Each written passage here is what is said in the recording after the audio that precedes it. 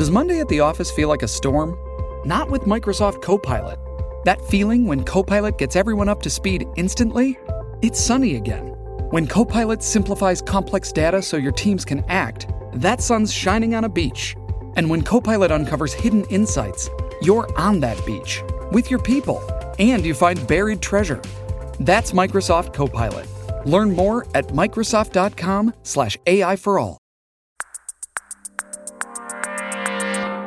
Today on CityCast Chicago, CTA president is back in front of city council, a therapist offers tips for climate distress, and Chicago apparently tops the list for bachelorette parties. Me and executive producer Simone Alisea are going to break it all down.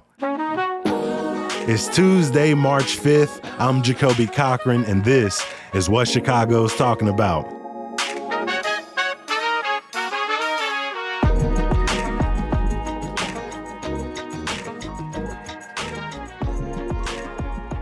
What's up, Simone? How you feeling this morning? I'm all right. How are you, Jacoby? I'm doing good. It's a little chilly in the apartment, but I ain't complaining too much. One story we didn't talk about last week, but was pretty big, was CTA President Dorval Carter was back in front of City Council. And, you know, this was something that was mandated of the CTA President. City Council says he now has to report to them quarterly. What did we learn from Dorval Carter sitting down this time?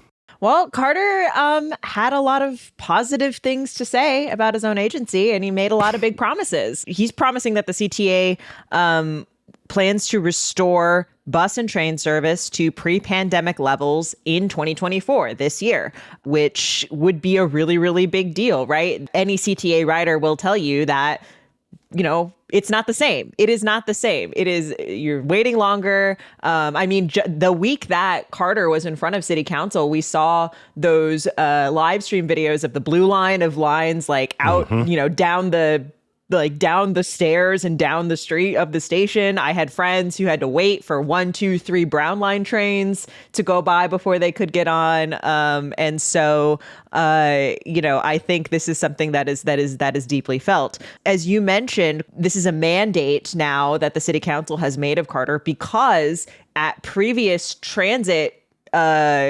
meetings, transit hearings, Carter wasn't there. And so the city council members would have all these questions like, we heard reports about this. What's going on with this? What's going on with hiring? And Carter himself was not there to answer those questions, which he came under a lot of criticism for late last year, which is why the council required this. Like I said, Carter makes some big promises. So, you know, it's good that he made those open, stated on the record. You know, we're talking about them now in March, and we'll see where we are in December 2024 if we get to say like, yeah, we actually got there, great, or no, we didn't. But yeah, I think it's a pretty big ask given just how much the agency has struggled since 2020. Yeah, and they've put some real numbers on it, like promising a 44% boost to bus services by the end of the year. It's something that, you know, folks are going to be tracking. He said that last year they hired 1,000 new bus and train operators, but WTTW reports where they're still down from the highs of 2019. And this has been the biggest sort of thorn in the side of the CTA is this hiring and the workforce issue. This is basically what they have said has contributed to the drop in service, is that they just don't have enough people to run the trains, to run the buses. They have been on a really big hiring push. I know we've talked about and have reported on a couple of job fairs that they've had this year and late last year. There is sort of a desire and a plan to hire a certain number of operators, but it's quite a process. Actually, it's you know, quite difficult to go through. You know, there's a lot of training that's involved, and what the real issue too is we've also seen a lot of turnover. So even though, you know, as you pointed out, the CTA did make quite a few hires last year, they also lost a lot of people, and therefore you end up with sort of a net drop. And this is sort of the, you know, how quickly can we bring those operators online? This is sort of my question when it's like, oh, we're going to restore to pre-pandemic levels. It's like, okay, like, can you really make the hiring that's necessary and get the training that's necessary for all of these people to get all these things online by the end of the year? I don't know. It seems like a really big ask. I think one big question that came out of a lot of advocates who didn't get it much public comment time, but when they got it, they definitely used it to criticize the president. Comes down to, at the end of the day, this is a public service in the city. Thus, Dorval Carter is a public employee, and the morale is not there from the city. The city is not happy. The alders don't seem to be happy. At one time, Andre Vasquez, the alder person who originally brought forth the plan to bring Dorval Carter there quarterly, kind of openly stated that, you know, he doesn't feel like things have really changed over the last year. And so I wonder, with, you know, the data on the train showing, regardless of what the cause is, that ridership morale is down, service is down, hiring is at a net loss. I get Dorval Carter does not control everything, but it feels like this is one of those offices that 9 months into Brandon Johnson's term, you would have thought would have had some turnover already at the top. You know, at one point in one of the articles I read, they said Johnson has talked very minimally about transit during his first year. Yes. And so I'm very confused as to how Carter is still making one of the highest salaries a public official is making it in the city. I think a lot of observers and CTA writers are confused by this, and there just hasn't really been any there really hasn't been anything to the contrary to say, well, it's really important. What in we the keep him here performance in the performance review year on year?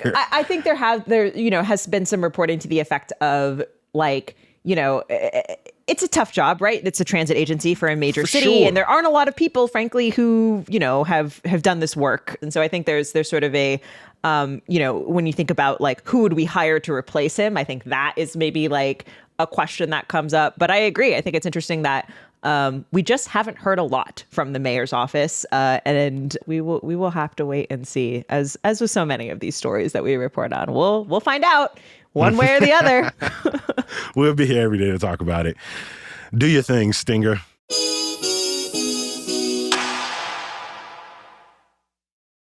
Shipping can make or break a sale, so optimize how you ship your orders with ShipStation. They make it easy to automate and manage orders no matter how big your business grows. And they might even be able to help reduce shipping and warehouse costs. So optimize and keep up your momentum for growth with ShipStation. Sign up for your free 60-day trial now at ShipStation.com and use the code POD. That's ShipStation.com with the code POD.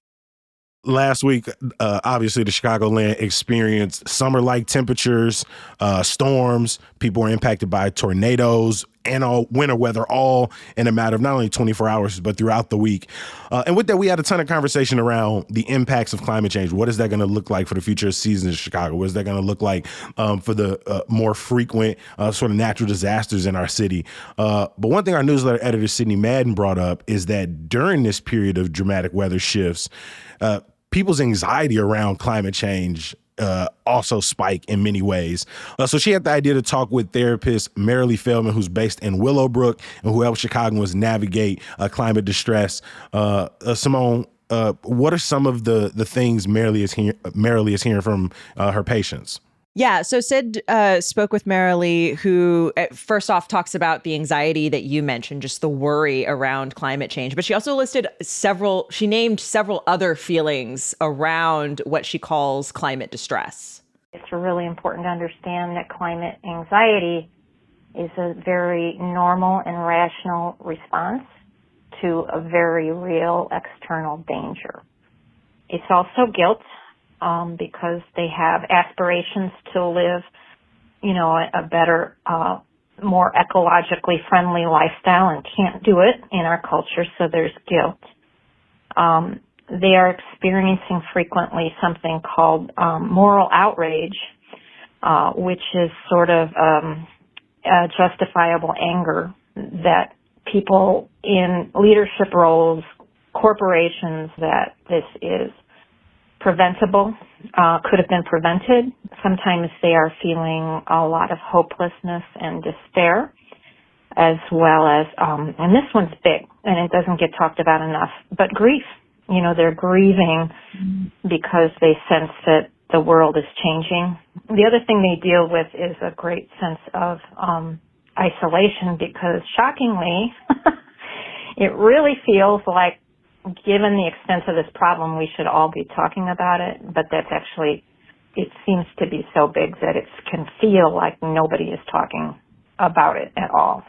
Yeah, one of the things I like immediately start thinking about is the number of conversations I'm having with friends, my partner, even my parents, when we start having the conversation around kids, right? And of course, people are talking about it's expensive, but almost immediately the conversation goes, I mean, what kind of planet are we birthing young people into now? And not only the planet, but again, that distress, that constant reminder that, you know, sort of this relationship towards nature is tenuous and it is fractured. And so it feels like a common, like it feels more and more common in our conversations about what the next few years and decades looks like. And Marilee said, like, that's kind of the place where this can start to, you know, really affect your day-to-day life in a negative way, right? Is when you start to have these anxieties, these worries, these feelings, you know, and you begin to ruminate about those decisions about, are you going to have a kid? Or even like, am I going to book a flight to go on vacation versus drive? And like trying to negotiate which one is going to be the less guilty option for you.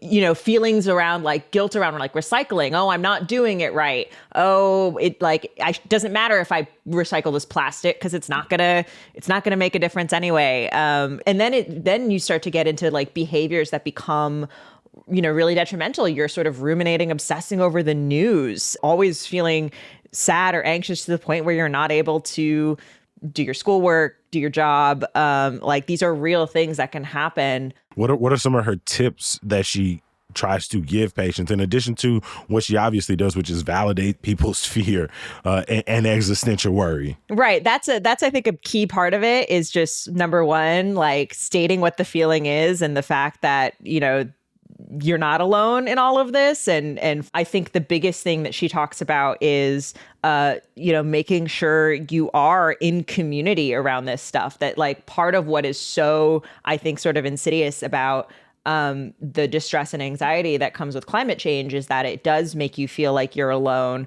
when in fact that couldn't be further from the truth, right? That you have to do this with other people, and that whatever changes, like I also think about too, like, yes, that can look like, you know, becoming more involved in climate activism. It can look like, you know, becoming involved in like a community garden. It can also look like, I remember when we talked to Monica Eng about recycling, maybe you go door to door and meet your apartment neighbors and you talk about how to start a recycling you know what I mean? Like it really is all about like, finding those people and doing it. And I think one of the things I appreciated in listening to Marilee talk about this too is that, you know, you don't go to therapy to solve the problem of climate change, right? Like it's not going to happen, but you find ways to understand what you're feeling and so that you can continue to live your life.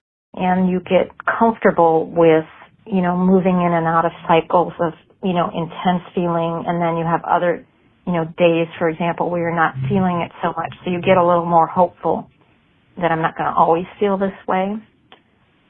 You find out that you can hold conflicting feelings, such as, you know, you can be both raging about what's going on, but also have a sense of gratitude. So you're just kind of getting to be aware of your cycles and aware of your emotions. So that helps enormously. We'll drop a link in the show notes to see its full write-up where you can find more information about some of the climate cafes that Marilee and her organizations host.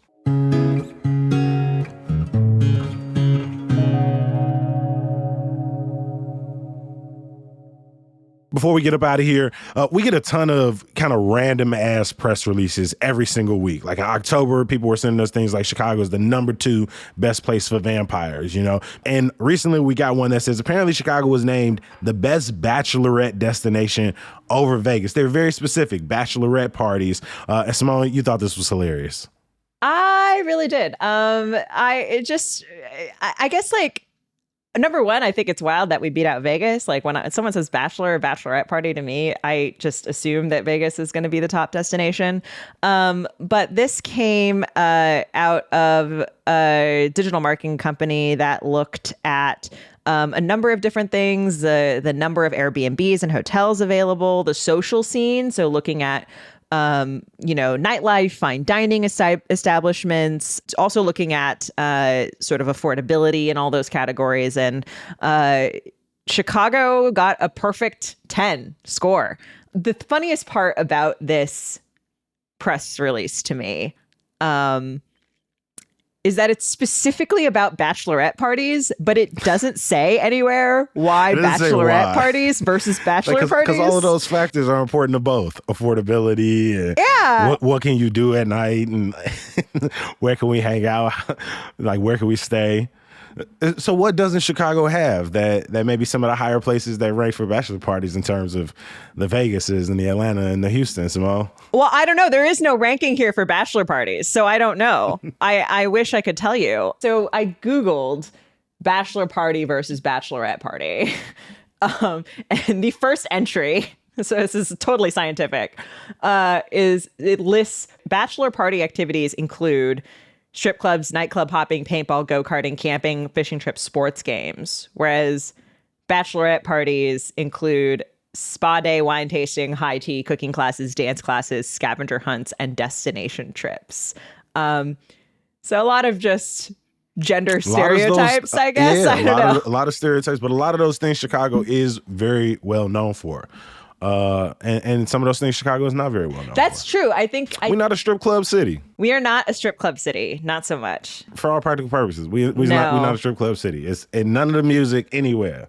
Is that what they're talking about when they go to Chicago? And I suspect like camping, fishing, although I don't know, paintball, go-karting, nightclub hopping, we certainly have. I mean, camping, fishing, we've done a bunch of episodes on that, right? It's close by, right? It's maybe not city proper, but maybe not Chicago proper. I do feel like every comedy show I go to, there's a bachelorette party at the comedy show, which is not on the list of bachelorette party activities. But I do feel like I see a lot of comedy in the city. Like I'm out here. I've been right next to so many of both in this city, bachelor and bachelorette parties, between the restaurants, the speakeasies, it's the only place I've ever encountered bachelor parties in the wild is Wrigley Field. That's hilarious. I think it's the only place in Chicago I've encountered several bachelorette parties, but I've only encountered one bachelor party. I think I once caught a St. Patty's Day bachelor crossover. Going through Wrigley. That would do it. That would do it. That sounds like bingo. As with every time you're on the mic, I want to give a huge thank you to our executive producer, Simone Alisea. Appreciate you making time. Hey, thanks, Jacoby.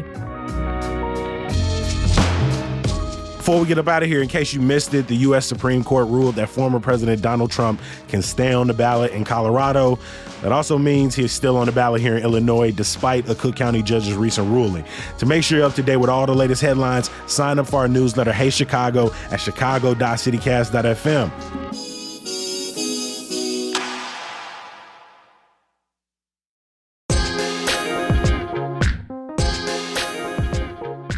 Of course, some good news. The 19th annual Chicago Food Justice Summit kicks off tomorrow and is virtual Wednesday and Thursday. Friday, they're at the South Shore Cultural Center. You can check the show notes for more info. As always, we appreciate you for listening. We're going to be back bright and early tomorrow. We'll talk to you then. Peace.